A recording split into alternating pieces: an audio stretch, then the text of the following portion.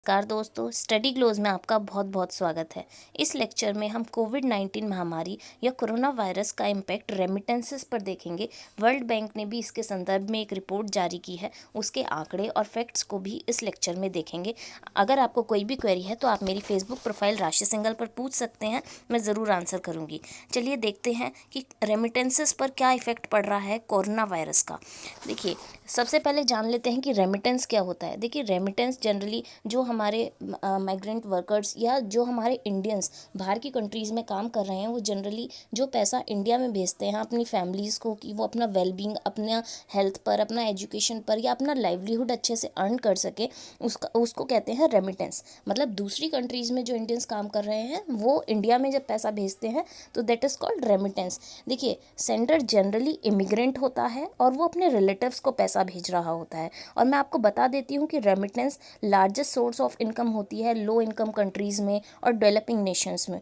और जो लोग यहाँ रह रहे हैं वो अपनी फैमिलीज़ को सपोर्ट करते हैं उस पैसे से, जैसे फूड पर या हेल्थ केयर पर खर्चा, और अपना जीवन यापन करते हैं। और इंडिया तो सबसे बड़ा रेसिपेंट है रेमिटेंसेस का। ठीक है, रेमिटेंस इंडिया में फॉरेन एक्सचेंज रिजर्व को बढ़ाता है और करंट अकाउंट डेफिसिट को कम करता है, मतलब उसे फंड करने में हेल्प करता है ना, इसलिए। देखिए, मैं आपको बता देती हूँ, जो अब करंट अकाउंट डेफिसिट की बात ही हुई है तो करंट अकाउंट में हमारे बैलेंस ऑफ ट्रेड आ जाता है, हमारी नेट प्राइमरी इनकम या हम बोलें फैक्टर इनकम आ जाता है, और ट्रांसफ़र इनकम, जैसे यूनिलेटरली दूसरी कंट्रीज से हमें कोई ट्रांसफ़र मिल रहा है तो that is only accounts in current account. ठीक है, और मैं आपको बताती हूँ कि रेमिटेंस जो लो और मिडिल इनकम कंट्रीज़ हैं उनमें करीब 19.7% से गिर जाएगा। देखिए, बहुत बड़ा नंबर है। और स्टडीज़ ये बताती हैं कि जो रेमिटेंस है वो लो एंड मिडिल इनकम कंट्रीज़ में पॉवर्टी को कम करता है, उनके एजुकेशन के स्तर को अच्छा करता है और उनकी जो चाइल्ड लेबर में गिरावट है उसे कम करता है। लेकिन अब कोविड-19 के चलते इन एरियाज़ में वो लोग नहीं खर्च करेंगे, बिकॉज जो उनकी अल्टीमेट इस time immediate need food shortage है उस पर खर्च करेंगे और इमीडिएट लाइवलीहुड पर खर्च करेंगे, उसे पूरा करने के लिए हेल्प करेंगे। तो जानते हैं क्या आंकड़े हैं, इस रिपोर्ट को डिस्कस करते हैं। वर्ल्ड बैंक ने जो ये रिपोर्ट रिलीज़ करी है कोविड-19 पर माइग्रेशन और रेमिटेंस को चलते, उसको डिस्कस कर लेते हैं।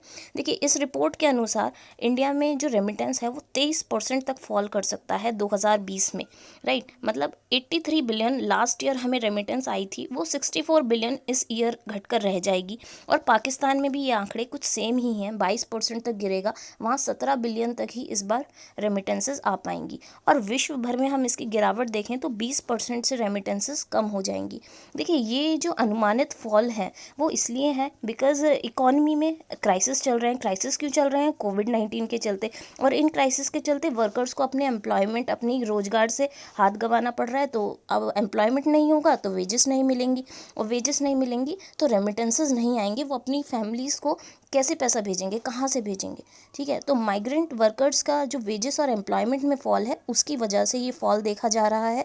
और दूसरी तरफ हम देखें, इंडिया पर तो दोहरी मार है, क्योंकि इंडिया का जो मोस्ट ऑफ द रेमिटेंस है वो मिडिल ईस्ट कंट्रीज से आता है।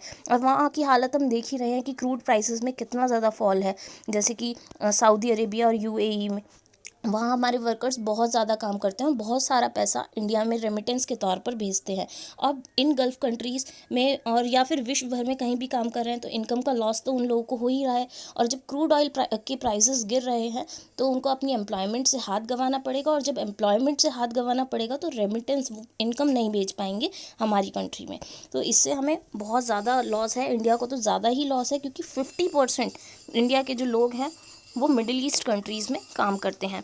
देखिए, और जो इंडिया का रेमिटेंस फॉल है वो 23% से है, जैसा मैंने बता दिया, और मैंने यहाँ आंकड़े भी आपके लिए लिख दिए हैं। और जो ग्लोबली इसके फिगर है वो 20% से है, और ये शटडाउन और पेंडेमिक दोनों के चलते है। और ये जो प्रोजेक्टेड फॉल है वो शार्पेस्ट डिक्लाइन है हमारे हिस्ट्री में, कभी इतना ज़्यादा फॉल नहीं हुआ है। और इससे ये आपको पता ही है, क्योंकि उन लोगों की एम्प्लॉयमेंट चली गई तो वेजेस नहीं मिलेंगी, और वेजेस नहीं मिलेंगी तो इकोनॉमिक क्राइसिस होंगे ही। और रेमिटेंसेस तो डेवलपिंग कंट्रीज़ के लिए वाइटल सोर्स होता ही है इनकम का। देखिए, यहाँ मैंने कुछ आंकड़े आपके लिए लिख दिए हैं कि पूरे वर्ल्ड बैंक ग्रुप पर क्या इफेक्ट पड़ेगा, यूरोप पर, सेंट्रल एशिया या सब सहारन के कंट्रीज़ में क्या क्या इम्पेक्ट होगा, कितने कितने परसेंट से रेमिटेंसेस गिर सकते हैं। देखिए, और जो हमारा हम अगर ग्लोबल डायरेक्टर ऑफ सोशल की माने social protection and jobs global practice, जो कि वर्ल्ड बैंक में है, माइकल रुथकॉस्की। तो संपूर्ण हमें सोशल प्रोटेक्शन सिस्टम में बहुत ज़्यादा हमें खर्च करना चाहिए, जिससे जो हमारे पुअर और वल्नरेबल हैं उनको हेल्प मिल सके इन भारी क्राइसिस में, और उनकी ज़रूरतें पूरी हो सकें। ये हमें दोनों ही कंट्रीज़ में करना है, जैसे चाहे वो डेवलपिंग हो और एडवांस नेशन हो, क्योंकि सभी के रेमिटेंसेस में गिरावट देखने को मिलेगी ही। ठीक है, और मैंने आपको बता ही दिया, पूरे आंकड़े अच्छे से बता दिए। तो आप जब कोट करें कहीं पर यूपीएससी में, ऐसे राइटिंग में, तो ये आंकड़े आपके बहुत काम आते हैं लिखने के। देखिए, मैं बहुत देर से वर्ल्ड बैंक के बारे में बात कर रही हूँ, तो वर्ल्ड बैंक के बारे में भी जान लेते हैं। देखिए, ये 1944 में बना था, और इसे ब्रेटन वुड्स कॉन्फ्रेंस बोलते हैं। ब्रेटन वुड्स ट्विंस इसलिए बोलते हैं क्योंकि आईएमएफ और आईबीआरडी बना था, और बाद में इसे वर्ल्ड बैंक बोल दिया गया।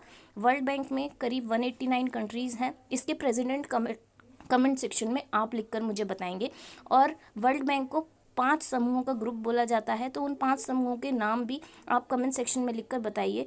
ये था इस टॉपिक का एनालिसिस। मैं जल्द ही एक नए एनालिसिस के साथ दोबारा हाजिर होंगी। टिल देन पढ़ते रहिए, बढ़ते रहिए। Thank you very much.